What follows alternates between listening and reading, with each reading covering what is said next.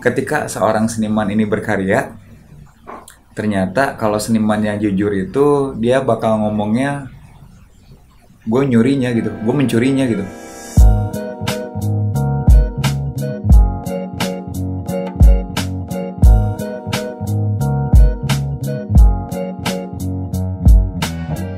Oke, assalamualaikum warahmatullahi wabarakatuh. Sampurasun.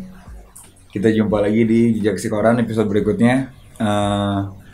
Kali ini gue bakal sedikit ngebahas tentang salah satu buku yang baru kemarin gue baca, yaitu adalah buku Still Like an Artist, Mencuri Seperti Seorang Seniman, yang ditulis oleh Austin Kleon.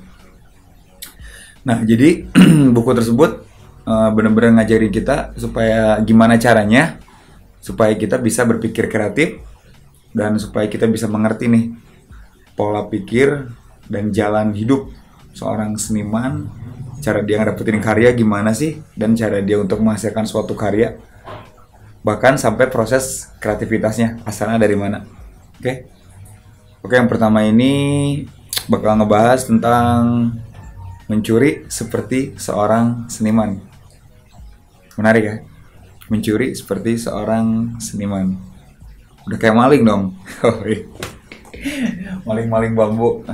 Nah, jadi maksud dari mencuri seperti seorang seniman ini adalah ketika seorang seniman ini berkarya, ternyata kalau seniman yang jujur itu dia bakal ngomongnya, gue nyurinya gitu, gue mencurinya gitu.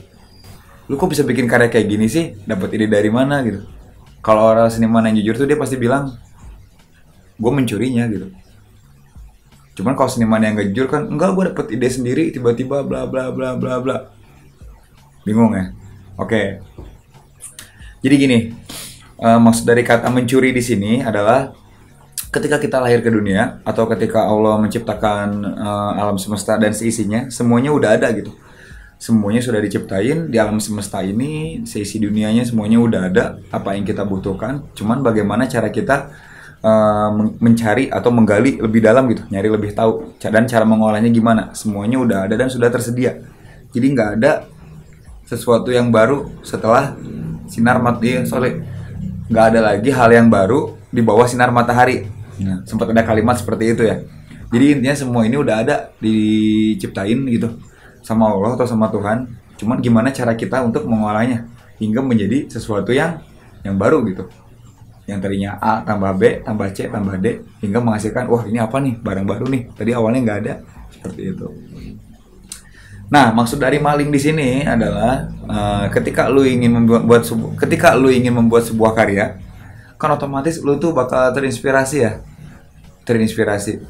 yang membentuk karakter lu, ya.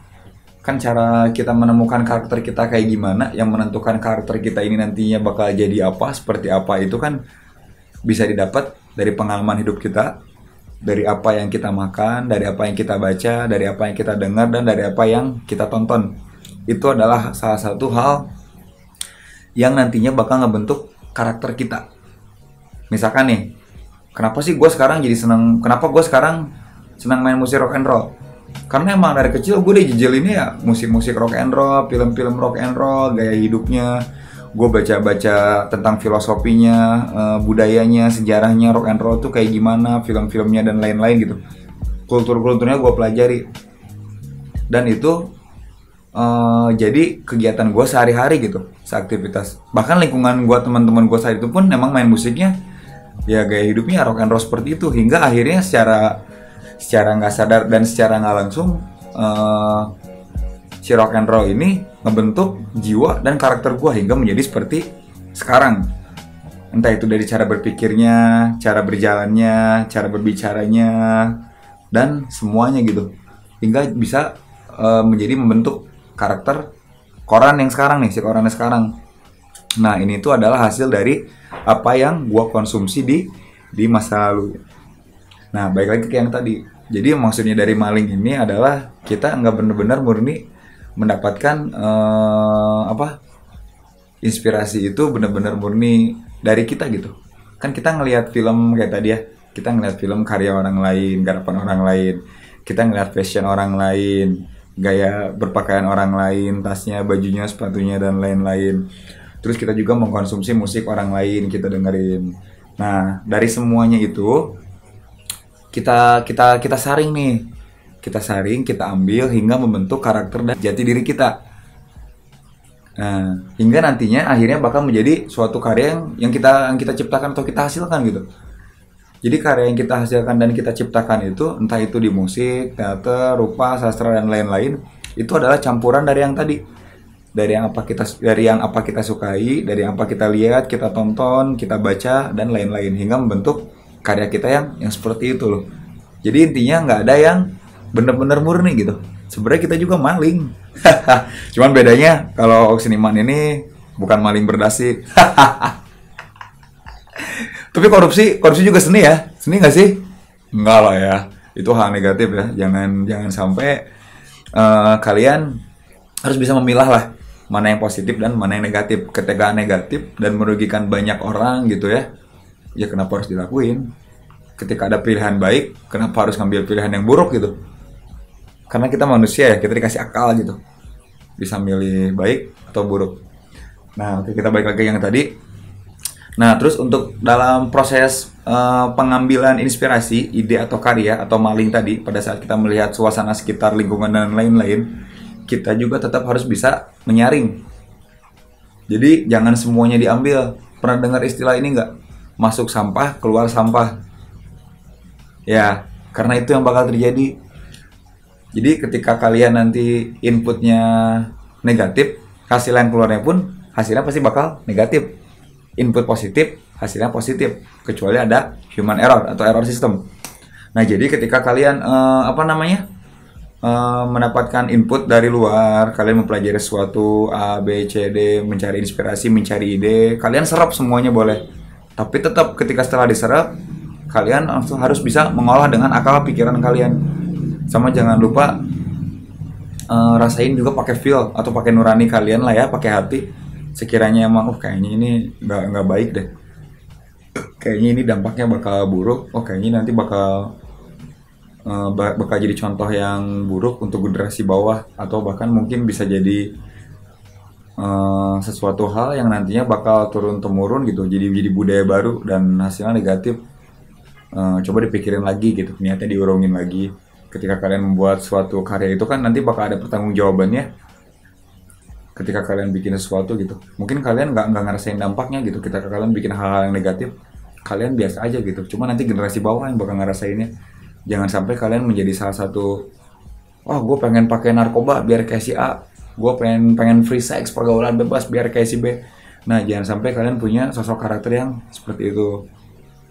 Walaupun dalam dunia kesenian ini kan kita bebas berekspresi ya, bebas berkreasi. Kita benar-benar bisa melakukan apa aja gitu. Dalam segi karya kan bebas berkarya ya. Kalian mau bikin karya A, B, C, D, E, sampai Z segala macam bebas. Cuman baik lagi, kalau gua sebebas-bebasnya saya kalau berkarya, ketika emang berbenturan dengan yang namanya religion atau agama, gue bakal cabut, gak bakal gue terusin dan gak bakal gue lanjutin si karya tersebut. Misal, gue mau bikin film atau pengen bikin video klip, adegannya harus ada cewek telanjang, kalau nggak ada adegan mabuk-mabukan, harus mabuk beneran gitu misalkan.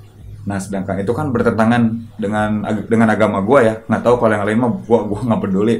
Cuma menurut kepercayaan gue, hal itu dilarang dan sangat berbenturan dengan agama gue. Jadi gue lebih memilih untuk nggak deh, kayaknya mendingan nggak jadi, mendingan nggak usah deh.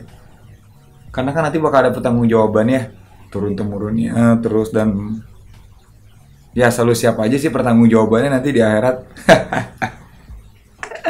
Oke, jadi untuk teman-teman yang masih mempelajari gimana sih cara untuk mendapatkan ide, menciptakan suatu hal yang baru, mencari inspirasi ya, yang tadi, lu curi aja apa yang ada di sekitar lu gitu.